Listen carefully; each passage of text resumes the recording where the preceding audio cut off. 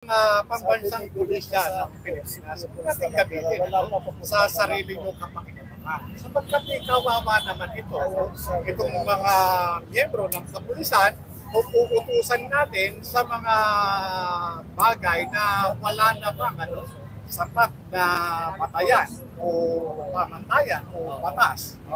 Diba? Hindi ba sa mga manalangin? Ang dami na ng pulis, oh. Ang dami na lang, sir. Papalisin tayo. Ayan na sila. Mukhang papalisin na tayo nila, sir. Ito ay so papalisin nila tayo. Karapatan ng kahit na sinong tao na magsagawa ng panalangin. Yan po, sa kasalukuyan, kami po ay pinalilibutan ng mga kagawad ng pambansang pulisya. Ayan na sila. Ngayon, yan kaya nga... A few moments later.